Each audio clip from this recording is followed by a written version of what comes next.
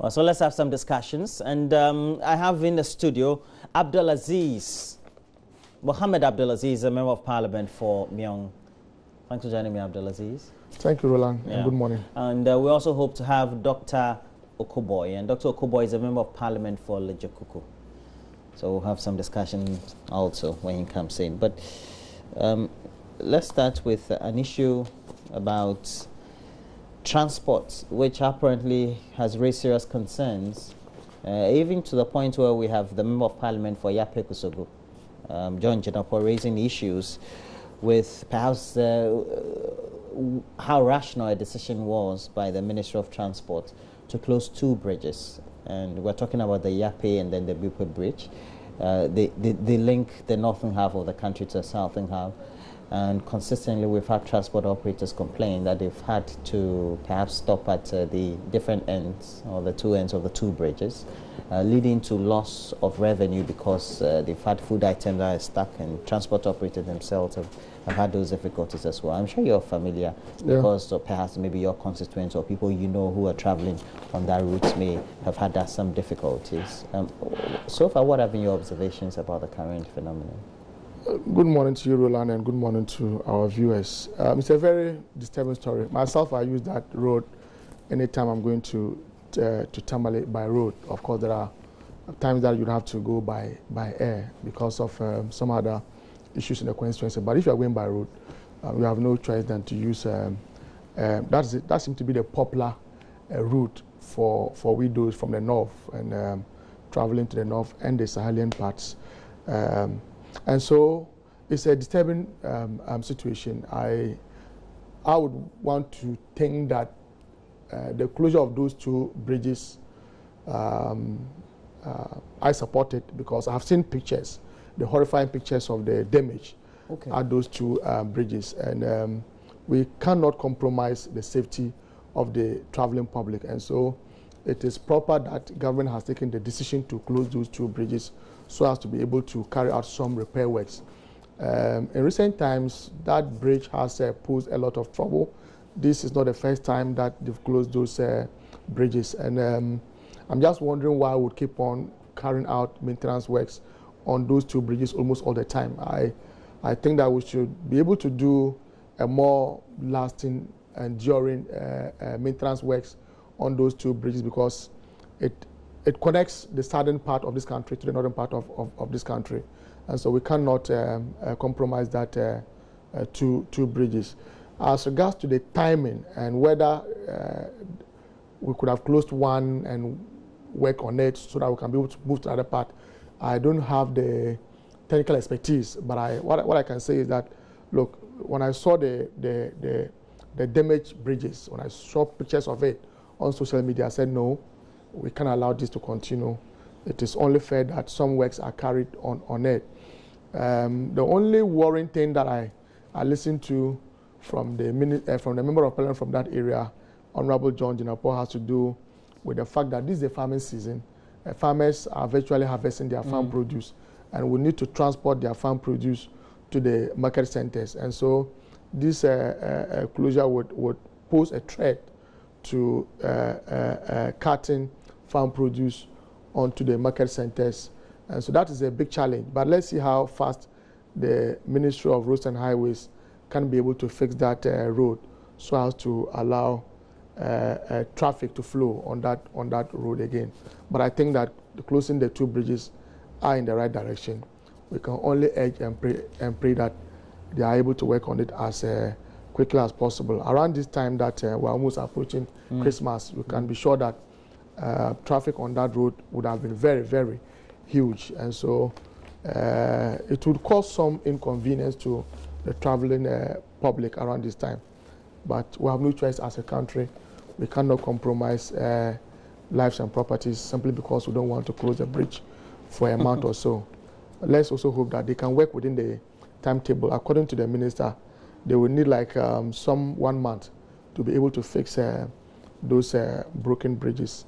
Let's hope and pray that the contractors who would be assigned to do the job can do that within the stipulated time and would be able to do a good job for us all.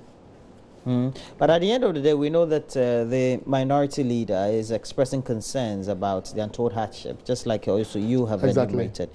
Now, if we're bringing the minister to Parliament, which I'm told that you have decided to summon the minister to Parliament, or call the minister to Parliament to come. I understand a question has been filed on the, an individual member of Parliament can file a question in respect of a matter he considers important and urgent, and the minister, by our standing orders, is compelled to come and offer answers to the question. So I'm sure someone has filed a question so that more clarity would be brought to bear on the closure of those two bridges.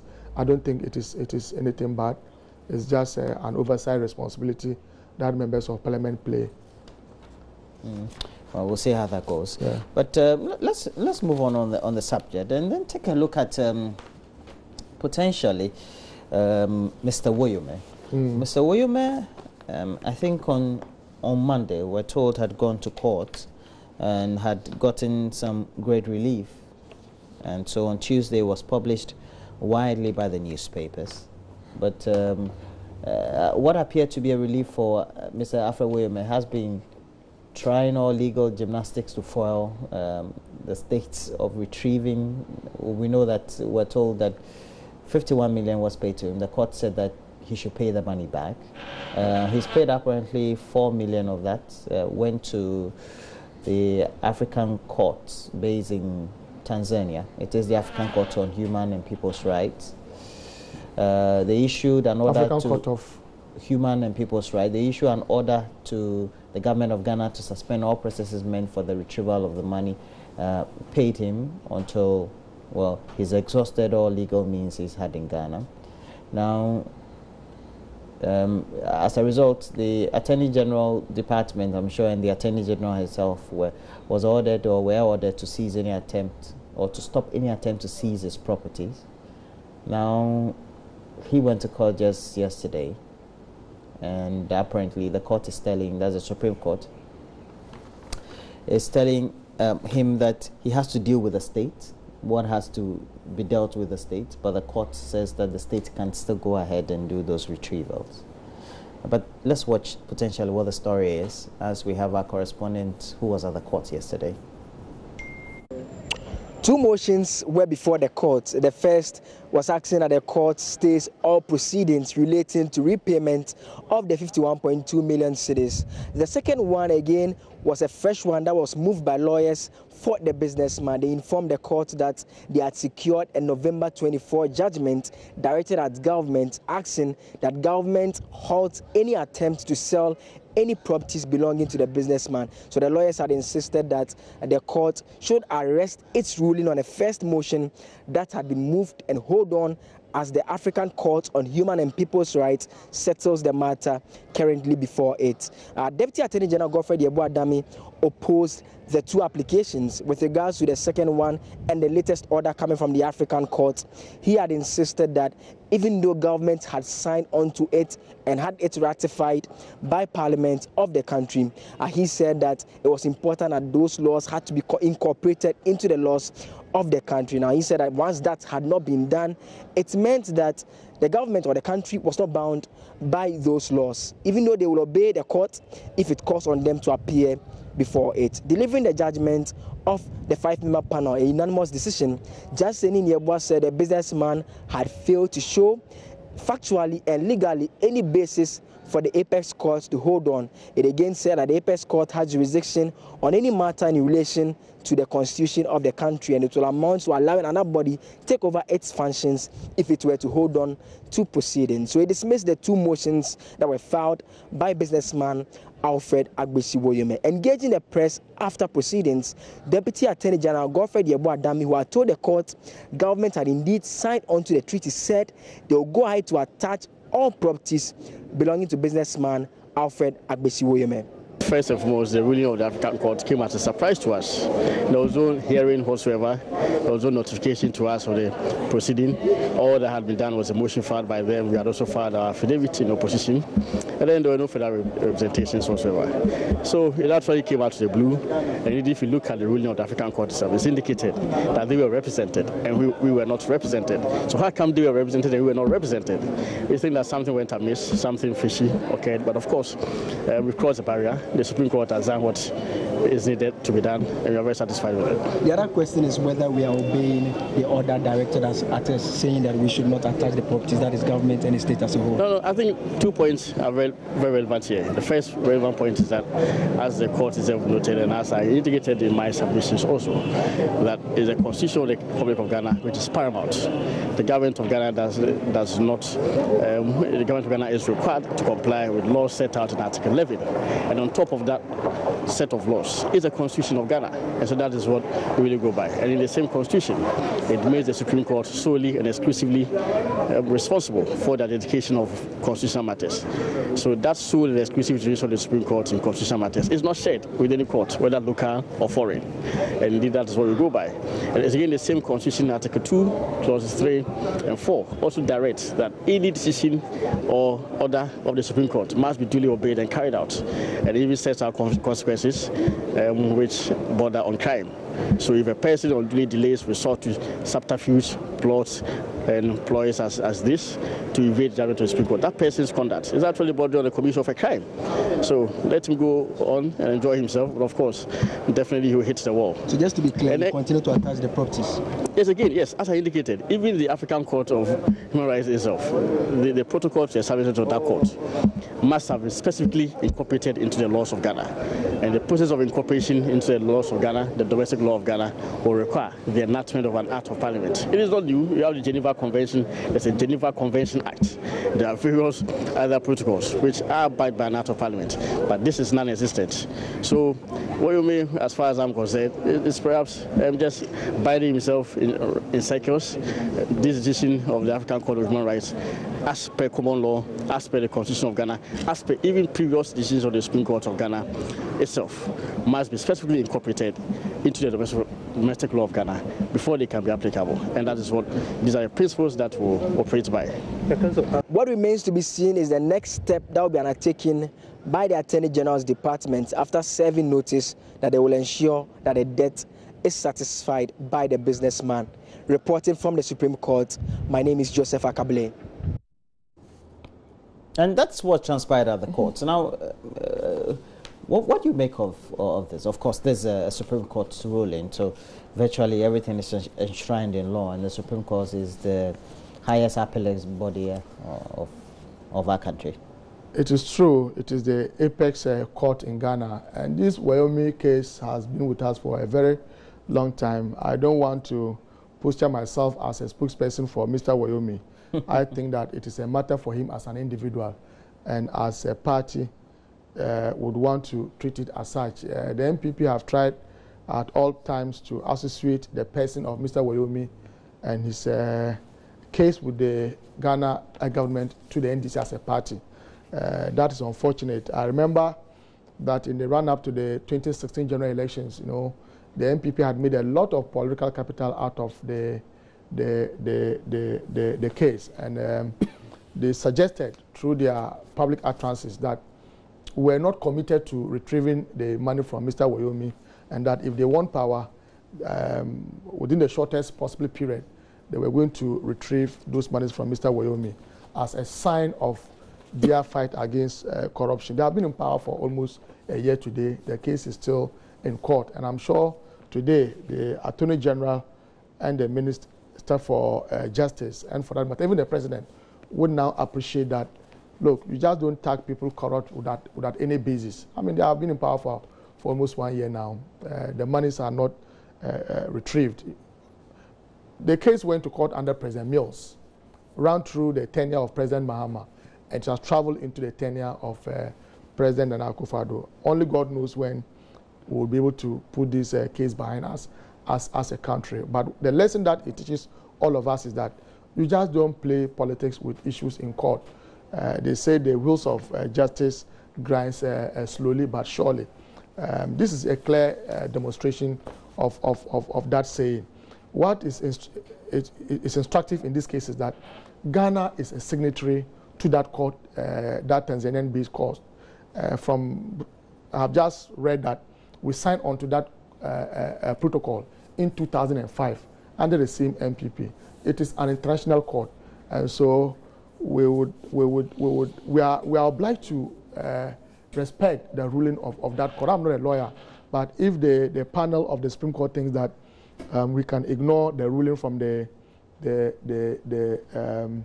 African Human Rights Courts, well, I'm not a lawyer. Let's see what happens next. But having signed onto that court in 2005, you know, when you sign onto international protocols and treaties, you are under every obligation to respect the dictates of those protocols. You are even required to tinker with your local laws, you know, even if it requires going to a parliament, so as to make your local laws sync with the international protocols that you sign.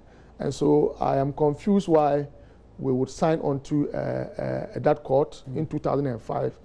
That court has given a ruling today, and we think that we can ignore it. I would, commenting on matters of law, especially the Supreme Court, you must be careful not to be cited for contempt, but I have my difficulty understanding how and why we can step aside the ruling of an international court when indeed we have signed onto it. I'm not sure Mr. Wayomi would have gone to that court if Ghana was not a signatory to that court. And so I'm sure his legal team understood very well that the ruling of that court would have an impact. But what will be the case, I think that we should leave it to travel. The politics of it, we all have seen the impact. You know, you just don't. Well, somebody will say the politics of it resulted in perhaps one of the issues that contentiously the NDC losing the seat, or perhaps the elections way back within the period of the 2016 general elections. Roland, you cannot single out that issue as the reason why we lost the elections. But of course, I would be humble to admit that this case, in a way, did not help the cause of the NDC. But as a government then, we believed in the state institutions. We had nothing to do than to take the man through the legal process that we were doing. Our colleagues who were in opposition then felt they could make some political capital out of it. And almost all their pledges that they made to offer to the Ghanaian public, anytime you ask them how they were going to fund it, then they will refer to retrieving the 51 million Ghana cedis from Mr. Wayomi. They are in power today, almost a year. They have not been able to retrieve that money from Mr. Wayomi. A clear illustration of the fact that as a government, you cannot dictate the pace and direction of cases in court. I mean, the judiciary is a very independent institution. We have nothing to do than to go through the legal process that we're doing. And that's what this government is doing. And so they must be humble enough to admit that they only played some political games with the Wayomi case, and at the end of the day, they themselves are struggling to be able to retrieve those monies. But like I indicated, I would not want to posture myself as a spokesperson for Mr. Wayomi. I see this as a purely private issue between Mr. Wayomi and the state. And the NDC has got nothing to do with it. But we know that it's one of the cases that were potentially all bundled together to tag the NDC government, the John Mahama government, before the election to be corrupt. And already we're being told that at an event, at the launch of an Afrobarometer Round 7 findings by the Center for Democratic Development Ghana, Professor Emil Short, who one time headed the Commission for Human Rights Administrative Justice, attributed the surge in corruption to the lack of funds to finance and resource anti-corruption institutions like SHRA, GIOCO, etc. And also the mode of appointing public officials as being not based on meritocracy, but only purely based on political affiliation. So you don't have the right expertise, just square pegs and round holes, etc. to take over. You know, I admitted that the 51 million case of Mr. Wayomi had an impact on the NDC negatively. That one I must admit. But you see, you mean the public opinion of public opinion, public opinion, especially with the unelected class. It was very easy to convince them that we doled out this money to our party sympathizer and that we're not committed to retrieving the money. Those were the politics of it. I'm sure today the reality has dawned on all of us. But with the issue of fighting corruption from Mr. Emil Short, a very renowned anti-corruption crusader, he's lived it all. He's seen everything. He's been ahead of the track before, and so you cannot underestimate his understanding of issues surrounding corruption. But I don't think that the issue has to do with only funding to institutions that are responsible for fighting corruption. The issue has to do more with the political will. The political will. For instance, why would a government of today be more interested in investigating alleged corrupt practices of the previous regime when indeed worse forms of corruption are happening today under their watch? It is the political will to be able to deal with one of our own, not just funding to state institutions responsible for fighting corruption. A very good example has to do with the office of the special prosecutor. In the run-up to the general elections, the understanding we all got, and reading even the manifesto of the NPP, the understanding we all got was that they were going to separate the office of the Attorney General from that of the Minister of Justice. The rationale behind that thinking was that the Attorney General would now have the political will to prosecute even officials of the present regime. What are we seeing today? We are passing that office through the same Attorney General. We have not been able to decouple that.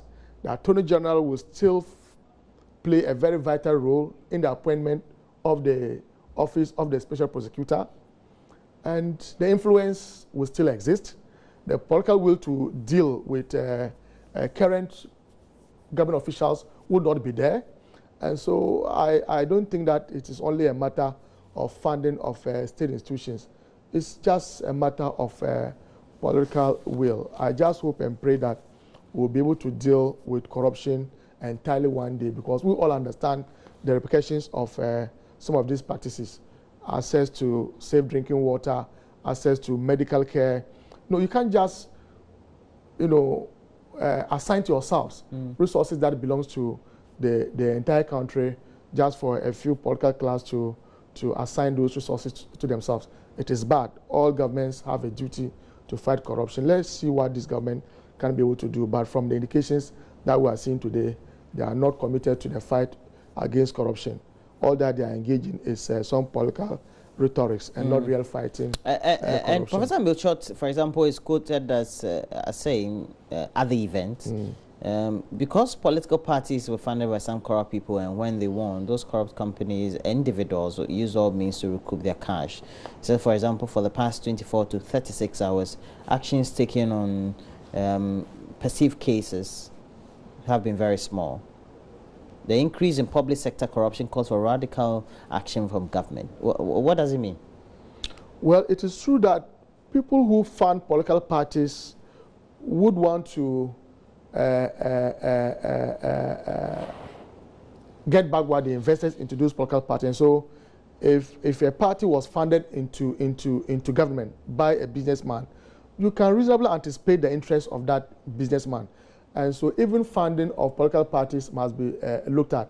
Some people have proposed the state funding of political parties, which I don't support anyway.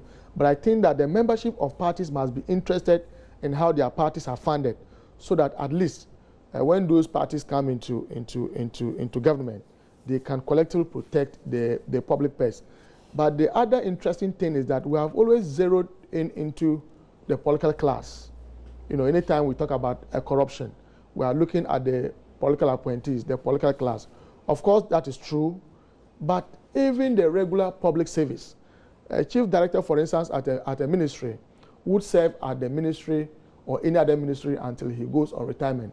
We must be interested in how public servants also conduct themselves. Of course, the political class must live by example. They must set the rules, and they must take responsibility for some of these issues. For instance, when you are in a country where a sitting member of parliament, for instance, says that when you go to the Flagstaff House as a businessman to see the president, you are made to pay an amount of $20,000 US. And you're referring to? Mr. Kennedy Ajapong. That was an allegation. Exactly. And so when I talk of political will, the current political regime should have the political will to investigate that matter.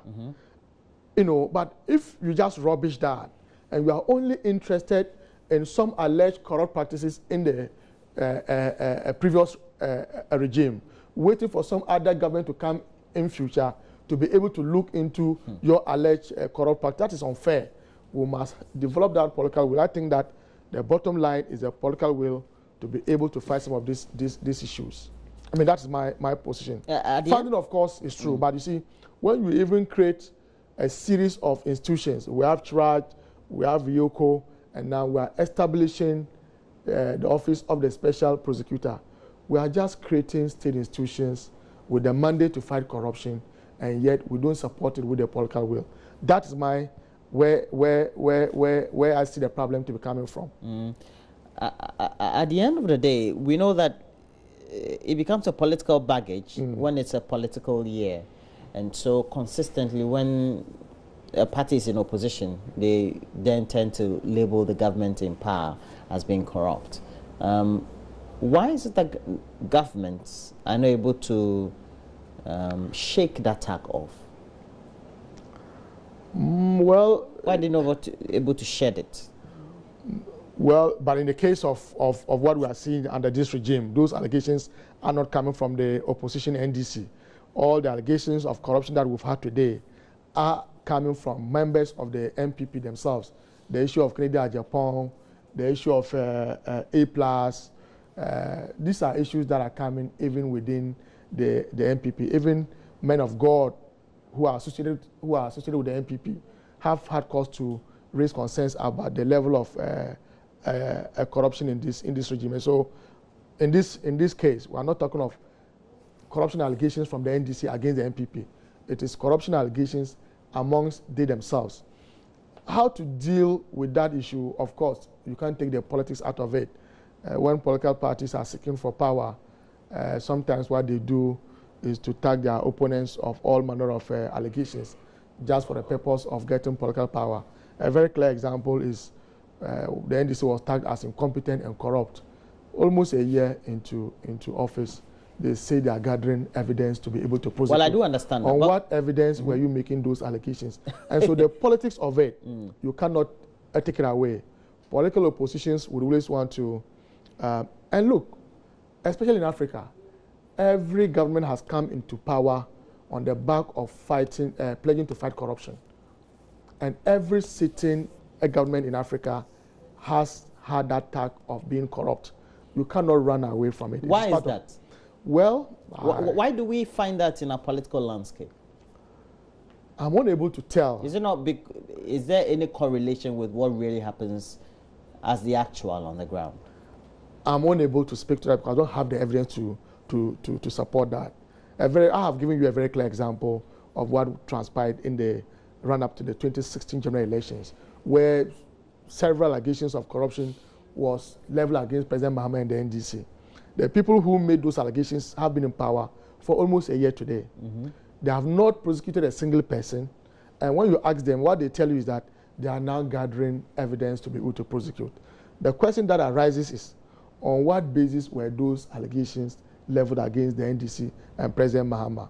The reason is that they just wanted power, and the only way to get power was to label you corrupt, thinking that the Ghanaian public would buy into it. In one way or the other, the Ghanaian public bought into it. And so, as a country, we have a duty to avoid this extreme partisanship and issues of this nature. We have a duty on ourselves to. What roles can such institutions play? Institutions such as? YOCO, CHRAJ, and the other anti-corruption bodies, so to speak, when such allegations are made against a sitting government? Is to have the bravery to investigate. On day.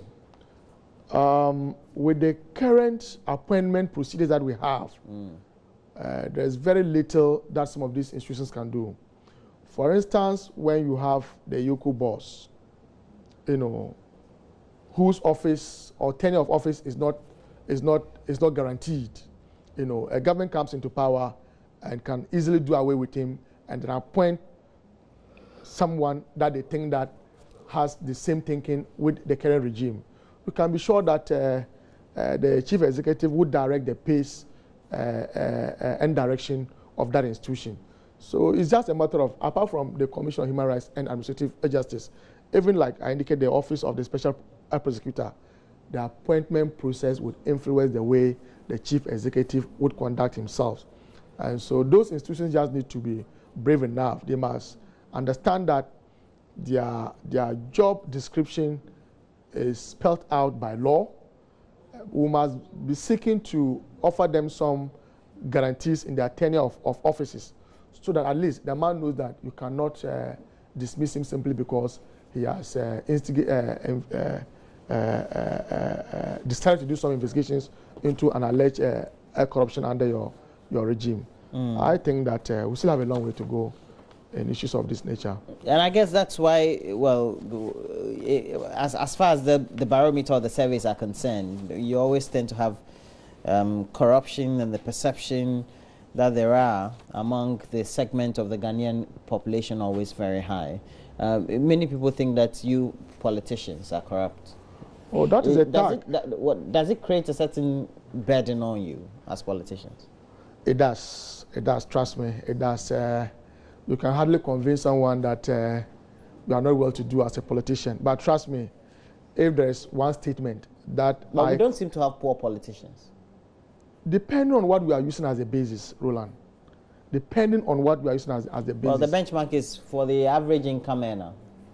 Let's say a middle class, because politicians will be middle class, etc. Exactly. That one I agree with you. But whether you are making the money illegally or not is the case. If there's one statement that I agree with the president, that has to do with the statement that if you want to make money, go into private business and not politics. In his case, he said, when you want to make money, don't come into his government, go into private business.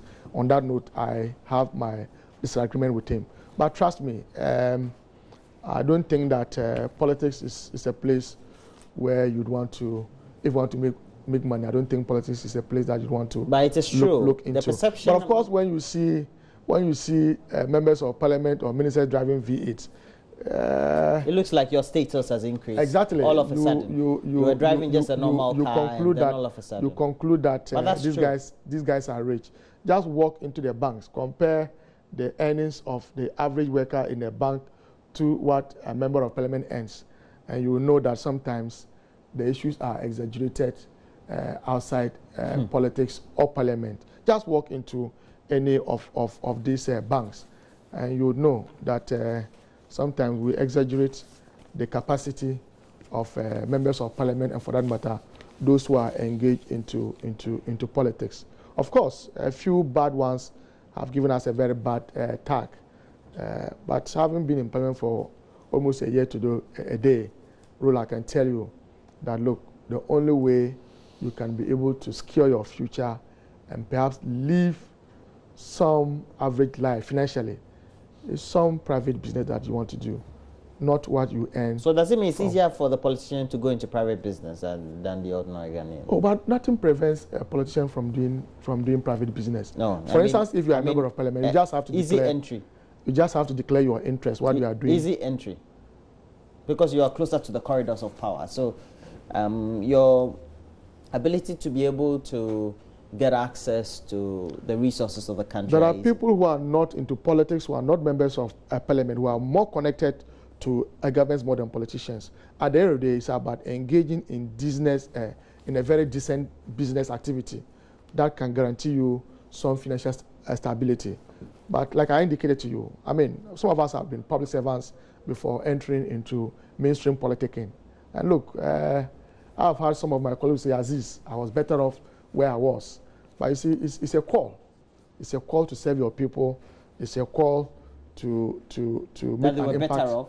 I've had some guys who walk up to me and say, well, I mean, where I was, it was just a matter of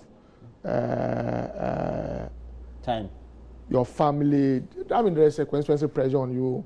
You know, you are compelled to look at issues that ordinarily As MPs, are you under extreme pressure from, well? Of course, yes, Erula, you can expect that. From all walks of life, I won't yes, I mean, the perception, you know, you have a constituency to deal with, you have some family, relatives, you have friends and schoolmates who think that, oh, our colleague is today a member of parliament, and maybe because he drives in V8, when the person comes with an issue for you to deal and you are unable to do, you can understand the tag that the person will go away with. But at the end of the day, it's about doing your best to serve your people to the best of your ability, just for the period that you will be there and nothing beyond that.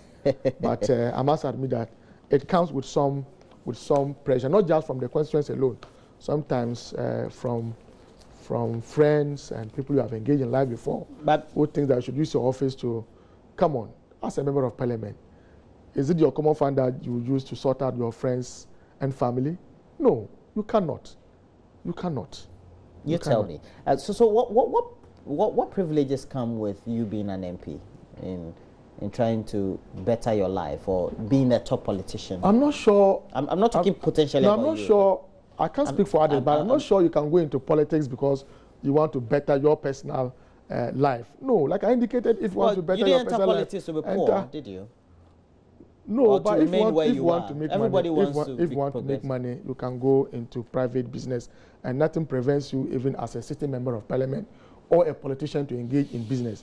Except that in the case of a member of parliament, you just have to disclose that to parliament and to assure them that you will not use your office to influence your business transactions, and that is it. But trust me, you go to my constituency, for instance, especially in a dry season like this, and not even a borehole. The water that people drink, you know. That is why the MPP government is giving one district, one factory to such areas. So your constituency will be one district, one factory. How does that not solve only one the issue of water? Factory, one village, one dam too is available. So in the 21st century, we are still looking at our people drinking from dams.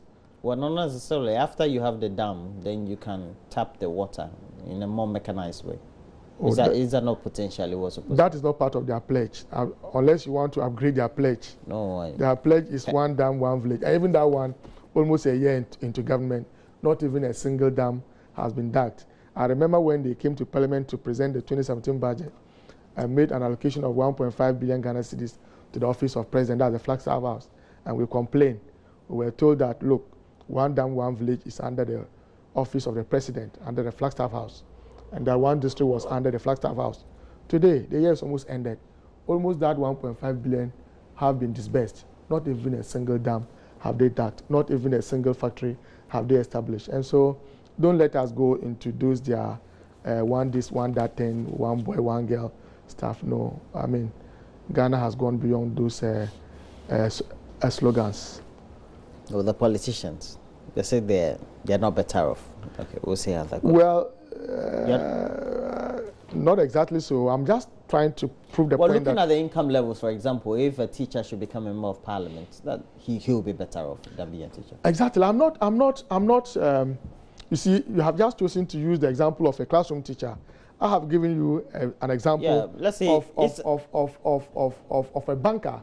Yes. Of a banker, and just compare. You wouldn't have why you think pressure. Aziz, from my background, I could have also been working in any of the banks, and on a quiet, there won't be any pressure on you.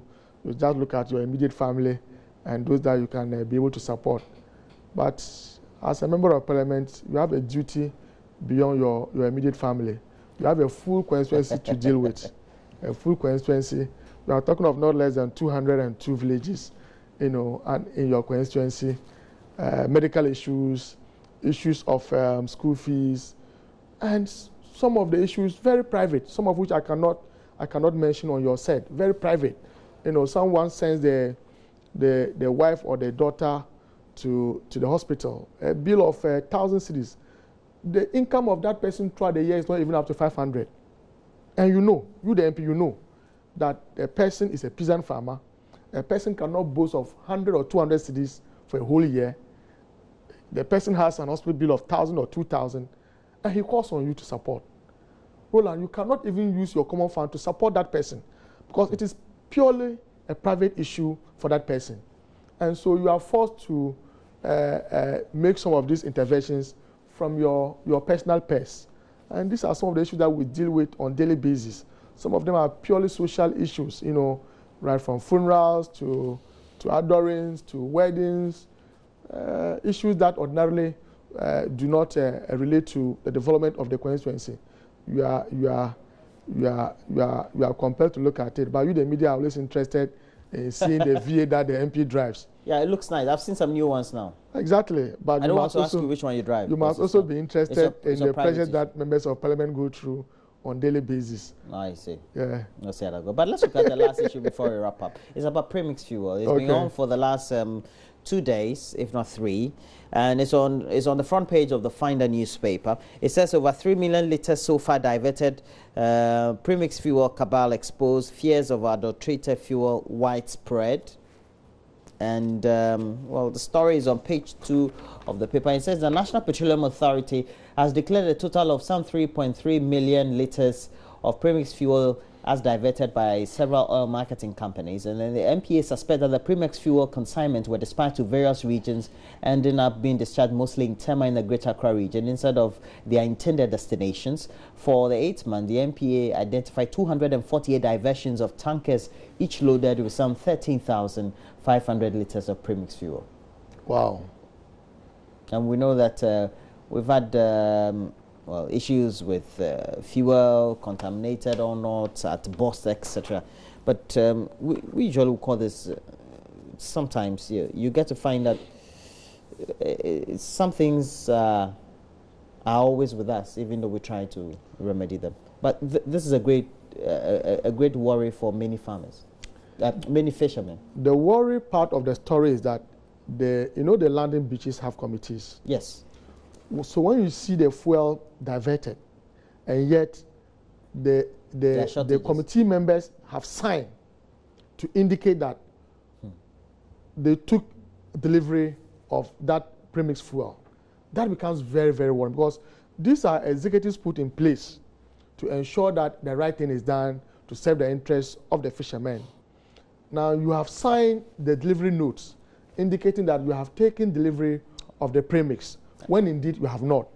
I think that heads must roll. Those oil marketing companies must be fished out. They must be named and shamed. We must apply the appropriate sanctions against them.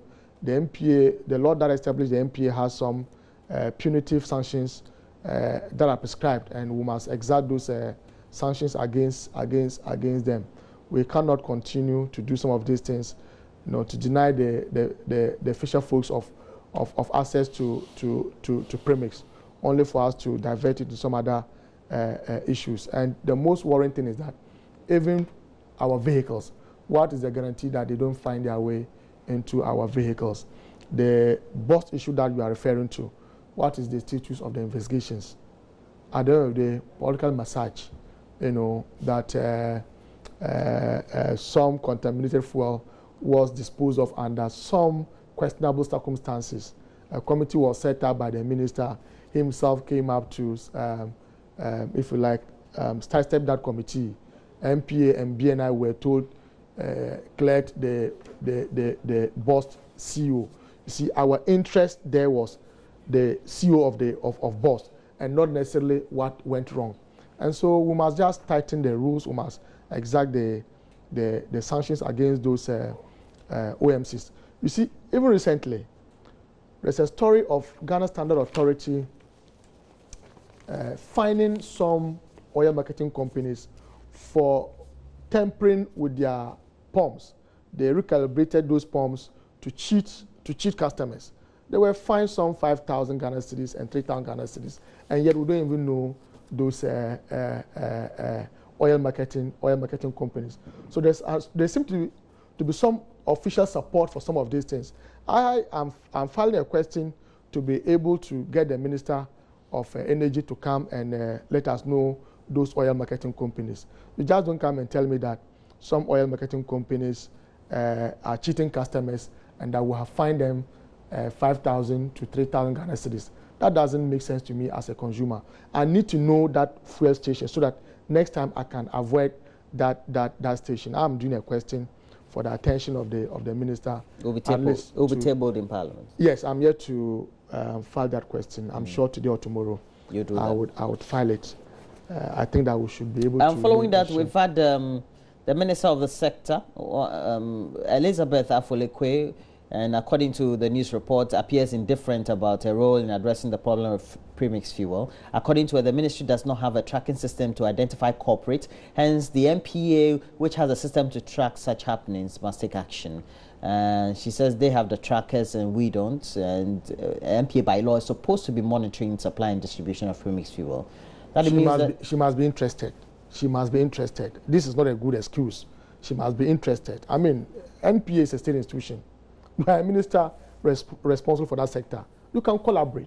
If you don't have the devices and they have it at MPA, nothing prevents you from engaging MPA through the Ministry of Energy.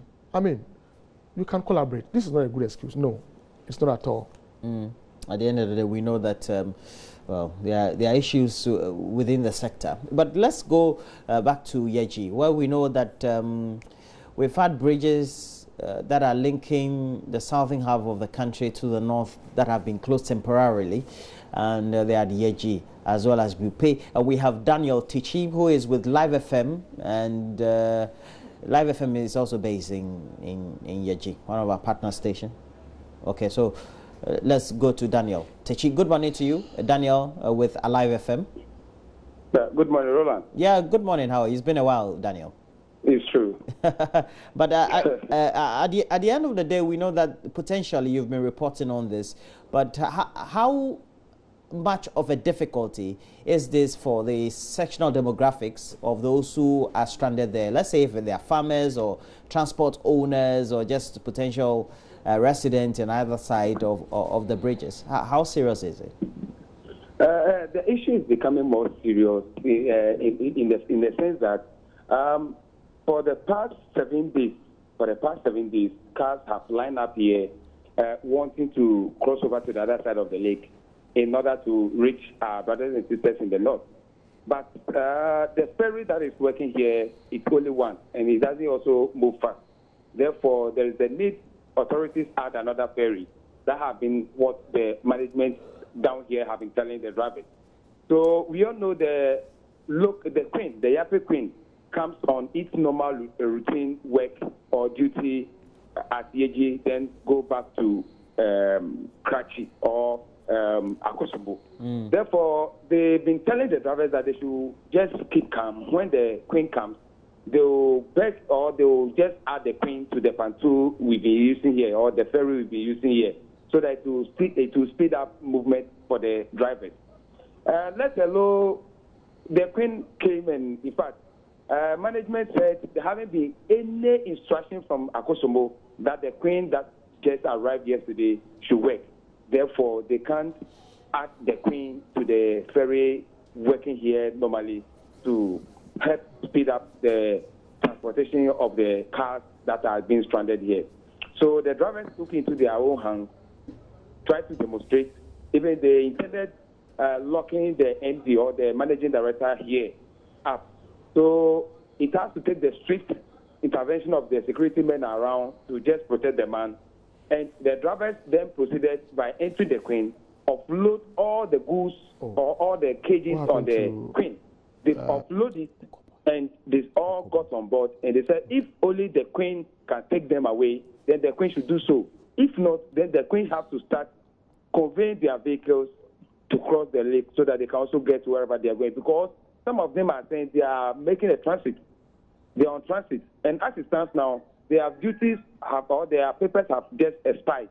And each day that they spend here, they have to pay 1,000 Ghana cedis. So those who have spent 7 days, 6 days already are to pay 7,000, 6,000, 5,000 in that order. So they can't take it anymore.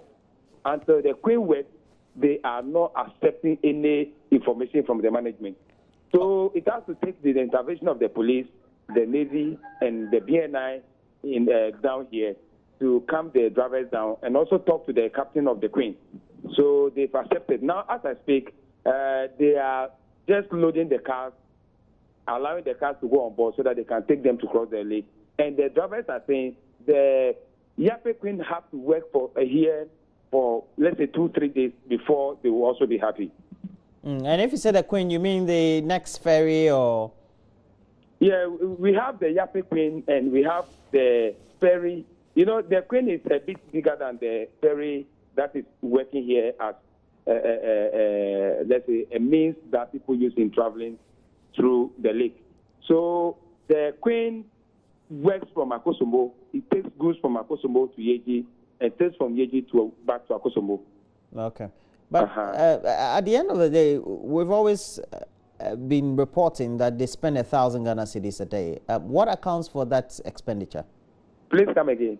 That 1,000 Ghana cedis that reportedly is spent a day by the drivers or the transport operators. Yeah, you know, they say it's a demurrage. You know, when they are making a transit, they have some papers that when they get to the border, the customs service will have to inspect it. If it expires, there is some penalty that they have to pay, which they term it as what demurrage. So, according to them, the transit that they are making, they have 7 days. And when that 7 days expires, any extra day that you spend in the country, you have to pay that amount. According to the drivers, last year they were paying 5 cedis, but now it has been increased to 1,000 Ghana cedis, from 5 cedis to 1,000 Ghana cedis. So the number of days that they spent here per the amount they're going to pay to the customs. And that's a grateful worry for them. But do we have farmers or perhaps those transporting agricultural produce, as has been reported? And, we do. And so far, since those reports have gone out about how they've raised concerns about the potential loss as a result of glut or perhaps even spoilage, how are they resolving that? Well, you know, the cars carrying those goods, let's say the tomatoes, the banana, onion, and other perishable goods that are in those various trucks, the owners are already at their various destinations. The cars are to send those goods to them. Now that they are stranded here, their items are also gone back. The items have gone back. And therefore, they cannot offload the spoiled item at Yeji. They have to take it back to wherever they're going, so that they get there and they sort things out with their customers.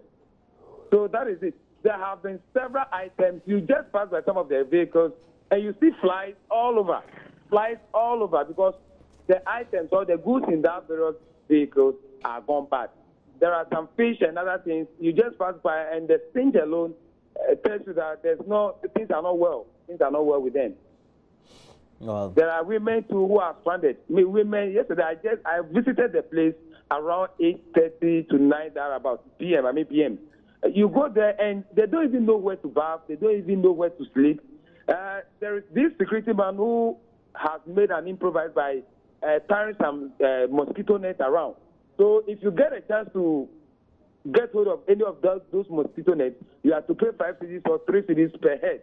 So if you are paid to sleep under one mosquito net, then you calculate the number of people sleeping under that mosquito net, and you pay to that security man.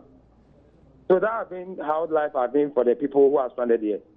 Well, thank you very much. Daniel Tichi from Alive FM, that's based in Yeji, giving us the latest on how stranded passengers, but also transport operators and would-be farmers who are transporting not only goods, but also they themselves trying to find themselves crossing the bridge point, either at Yeji or at Buipe. And it's a difficulty for many operators within the area. We hope that some amicable solution could be found to the potential loss, especially for those producers of agricultural crops and even those transit operators. It means that they may have been coming from Niger, Burkina Faso, etc., either transporting goods to the Tema Harbor or elsewhere in Accra or other potential cities across Ghana.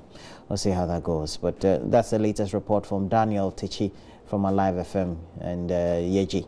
That's where he's based. But, well, we hope that this could be found. But thanks for joining us this morning. And we'll have some other discussions to look forward to this morning. I've had in the studio Mohammed Abdulaziz, and he is a member of parliament from Myong. Thanks for joining me, Mohammed. Well, we're taking a break. When we come back, we'll have a lot more for you. Please make sure you still continue to get interactive on Facebook. JoyNews on TV is the name of the page, and we also have an interactive handle on Twitter at JoyNews on TV.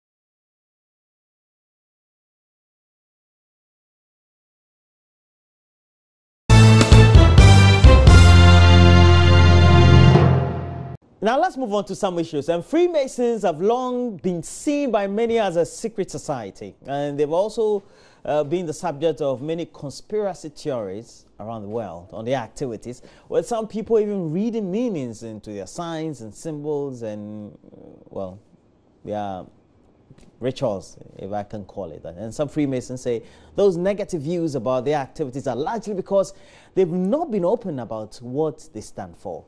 The Asantehene Otumfuo II and former President John Ejekon are billed to be present for the book launch of a book titled The Freemasons of the British Council later today. And JoyNews' Maxwell Akpokpa had a rare access of the Freemasons Hall here in Accra, where he has been interacting with the author of the book, Abraham Yeji.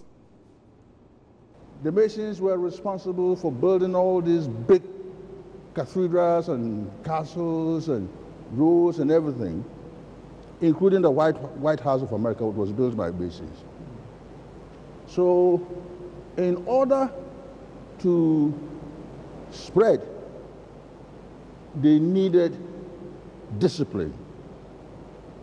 They needed people to trust each other. They needed people to be honest. And they needed people to be qualified to perform tasks. And therefore, they decided that they will utilize the principles of the building trade, hence the Masons, to expand upon a philosophy of life that could be seen to be a way of life, one of doing good for mankind. Freemasonry says you can be a Muslim, you can be a Hindu, you can be a Buddhist, you can be a Pharisee, you can be a Christian, and we have various denominations of Christianity. That is not what Freemasonry concerns itself about. Freemasonry says, we are the children of God under the fatherhood of man. And for as long as you believe in God, you believe in your maker, your religion could be what you want. That's your private matter. Freemasonry does not offer a way to heaven. We don't promise heaven. We don't proselytize. We have no doctrine. Ours is that men should learn to live together in peace and harmony so that they can develop their innate potential and improve towards making this place a better place. Whether you're a Catholic, whatever it is, it's your private matter. Freemasonry does not interfere. But no one can ever be made a Freemason who does not believe in God and who is not to make a public pronouncement of it. You must believe in God, because before anybody can ever become a Freemasonry, we would ask you, in all cases of difficulty and danger, in whom do you put your trust? And if your trust is not in God, that will be the end of any dealings between Freemasonry and you. You can never become a Freemason unless you believe in God. Whatever your religion is private to you, and with the Freemason does not interfere. But Freemasonry expects you to continue to be a good member of your church and work and believe as the church or the mosque or the religion teaches you. We don't interfere. Those things we teach, there is nothing in it incompatible with anyone's religion affiliation. It is not incompatible with your political affiliation. Neither is it incompatible with civic, moral, or social duties. So anyone can become a Freemason as long as he professes and says publicly and knows God is the architect and the giver of all good things. Without him, nothing has happened.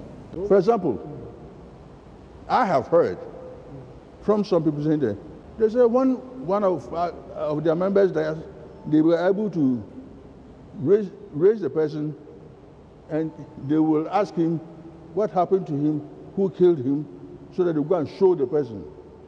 Or all kinds of things. All these are not true. Even plain criminals who want to do people will do anything and say we are lost people. So the word lost people have been used purely in its negative sense to represent all manner of wrongdoings. That is why today, and we admit part of the fault is ours. We didn't talk to people about what we do. This is the reason why I've written this book. 300 years ago, when modern Freemasonry as we know it came into being, our forefathers, they never usually would talk to those who are not Freemasons about our fraternity. Even here in Ghana, as I was growing up, you will find that our old men in our villages, in our communities, they won't talk to their families about Freemasonry, they won't talk to their children, and therefore they acquired a certain aura of mysticism around them. Somehow the old people enjoyed it. It made them feel very important. Where I'm standing is called the Worshipful Master's Chair. When we meet, the first portion of our meetings may be described as business meeting, like any other organization. So this is the place where the chairman or the managing director, or in our case, the master of the lodge, who's in charge of the lodge. When we are in session, this is where he sits. So the first part is to talk about normal things. Minutes of previous meetings, deliberations on the minutes, and matters that are meant to be discussed, and a few other, what you may call administrative or regular affairs of the Lord. You see, and for us, this is excellent training ground, management training for our members. And to be able, for some, this is the only place where they may have actually received sound business and management training. Then after the first portion of the meeting, then the second portion then details the business of the day, why we had come to meet for that day. We talk about how a man is born and the responsibilities that reside with him.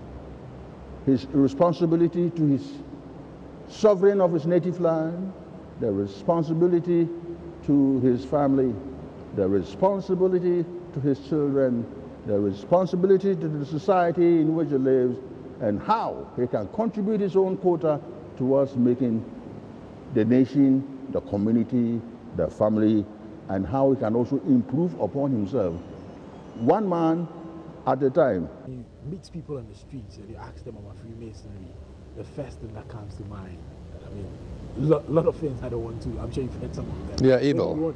Evil, yeah. I'm sure you want to share some of those perceptions out there about Freemasonry with us. First, I'd like to say that I am the first in my family to be a member of the Freemasons fraternity. My late big sister was a member of the Odd Fellows. We have common ideals, but we do things slightly differently. So I didn't know anything about it, and probably at some point in time, I also had misgivings about what people who appeared to be meeting in private and hidden chambers do. But I was meant to join. So as much as I tried to keep away, I was found out and brought in. And when I got in, I began to understand what Masonry is about. And it's been since 1976 that I've been in the craft. For some time after being a public servant, we were told during the revolution of the young soldiers that we shouldn't belong to the order. So I stayed away for some time, but the edge was there, so I came back. I think about 1987, I returned. And I have been very active in the craft, so I understand. Those who say that the craft is made up of people who are against Christ or against true religion do so out of ignorance. They haven't even tried to get some of your people to join so they could report back. See, they just write us off. I think it's a pity because the craft, as we call it, means much better than they ascribe to us. So how do you feel when you hear some of those negative things?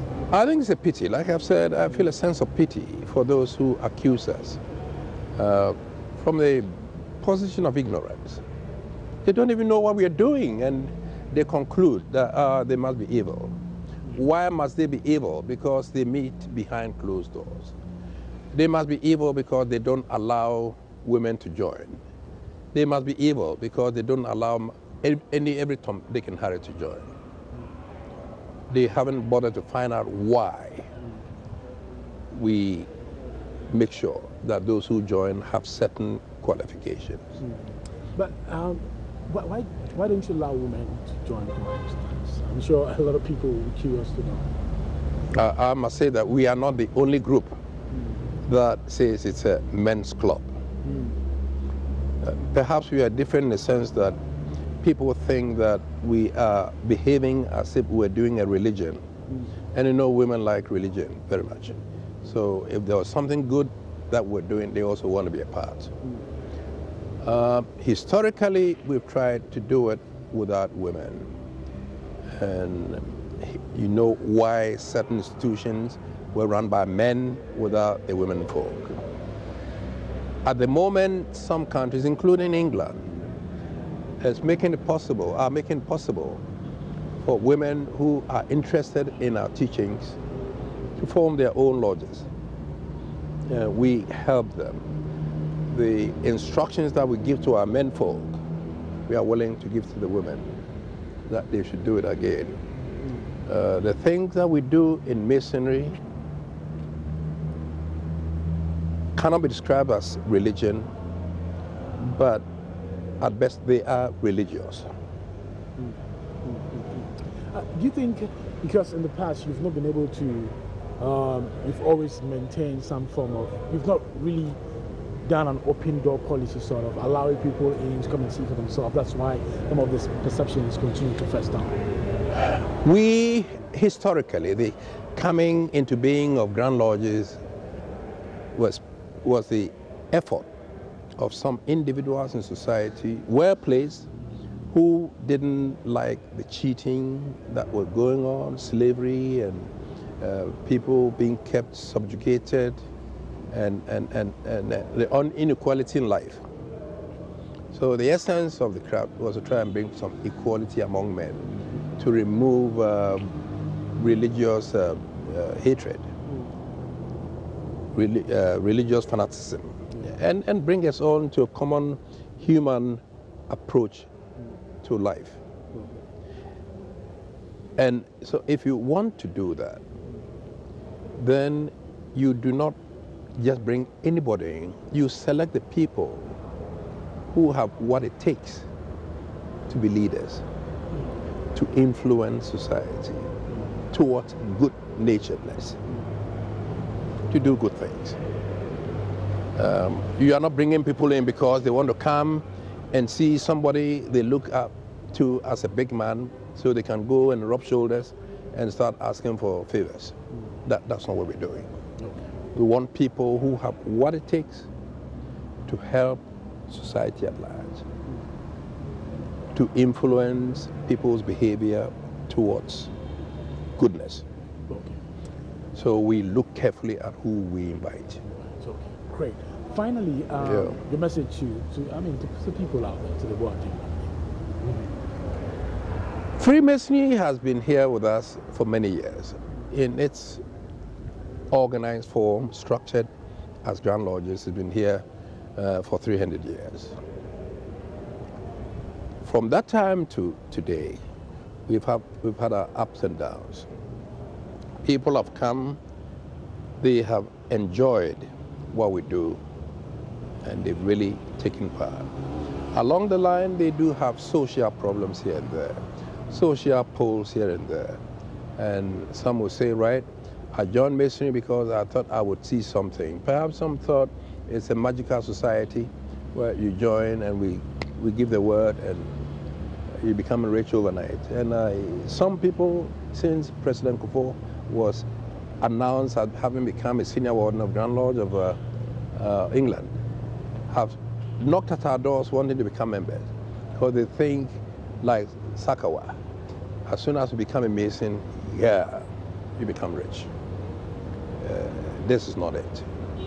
So they should come because we want to take them from their natural habitat in the society and try and polish them some more.